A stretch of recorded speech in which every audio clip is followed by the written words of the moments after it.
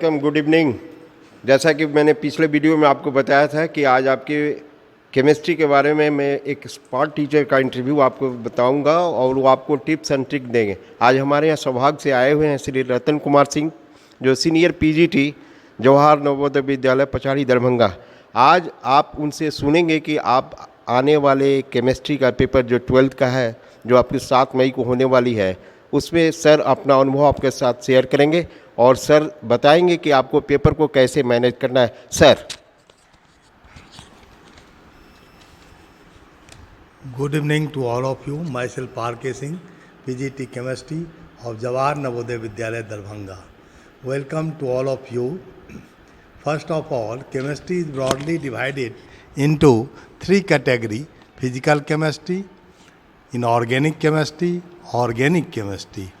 ये term 2 exam में physical chemistry से आपके 13 मार्क्स के होंगे, इनऑर्गेनिक केमिस्ट्री से आपके 9 मार्क्स के होंगे और ऑर्गेनिक केमिस्ट्री से 13 मार्क्स के होंगे।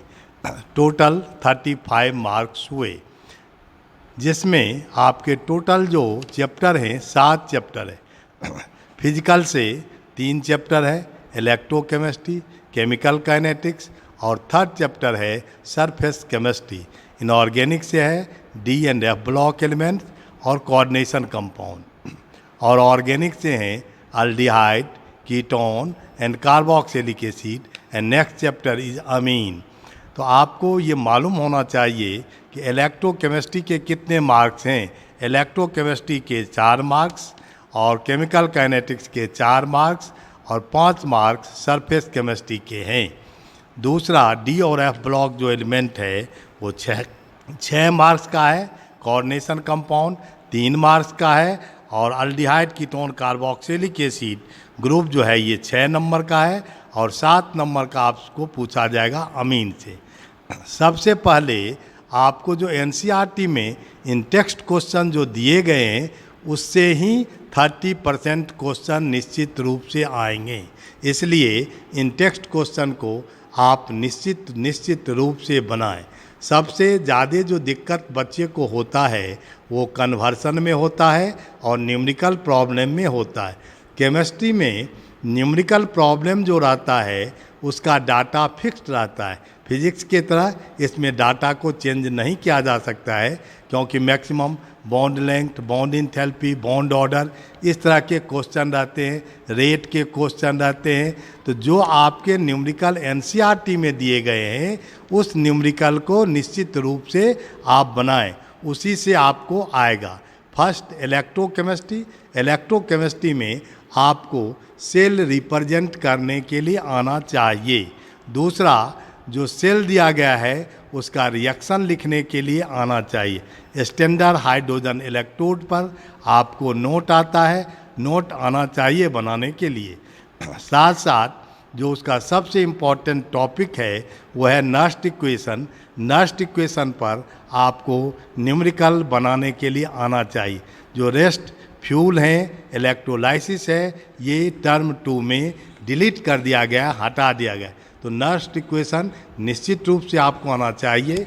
उसके बगल में इन टेक्स्ट क्वेश्चन होगा, पीएच का क्वेश्चन है, वो क्वेश्चन निश्चित आता है और आप बनाएंगे। दूसरा है केमिकल काइनेटिक्स।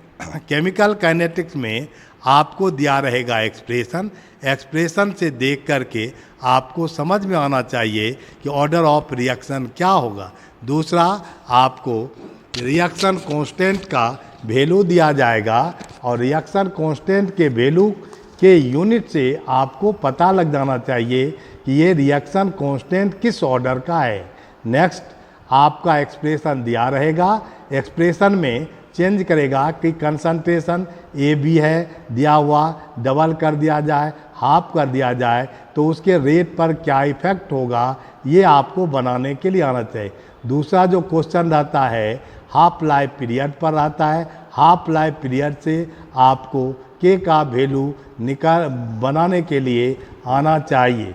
नेक्स्ट जो आपका है कि हाफ लाइफ पीरियड और जो इनिशियल कंसंट्रेशन है उसमें किस प्रकार का रिलेशनशिप है।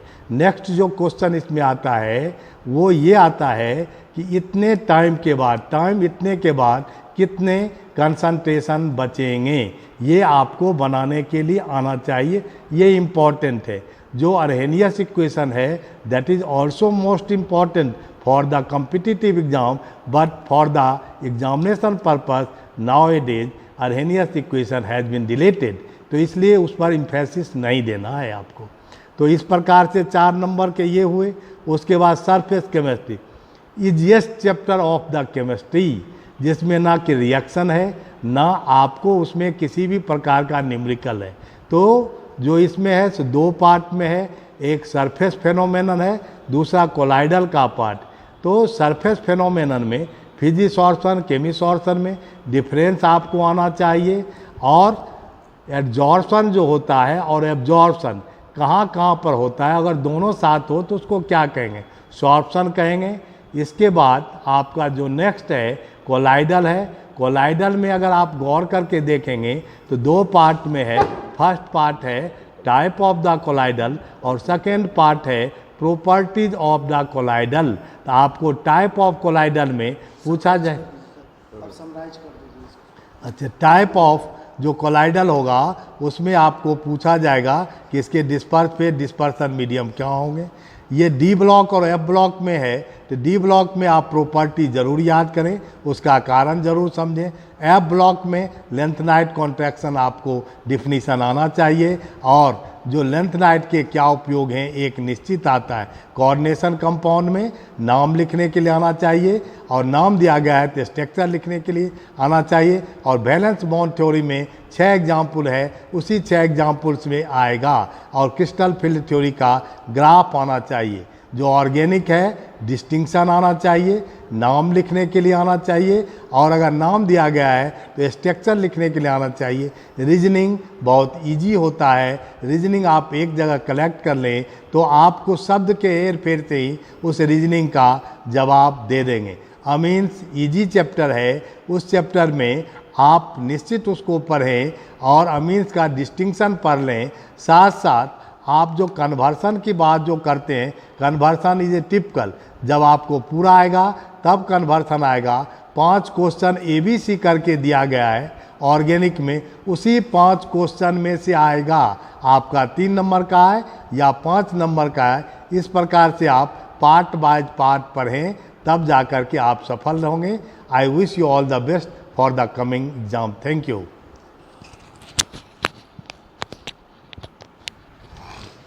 तो अभी आपने सर का अनुभव शेयर किया। उम्मीद है कि आप सर के अनुभव से अपने आप को फ़ायदा उठाएंगे और कोशिश करें कि पेपर को अच्छा से मैनेज करने की कोशिश करेंगे। सर ने जो जो बात बताई एक एक चीज़ को आप ध्यान रखेंगे और अपनी परीक्षा की तैयारी उसी आलोक में करें। धन्यवाद। फिर मिलेंगे अगले वीडियो में।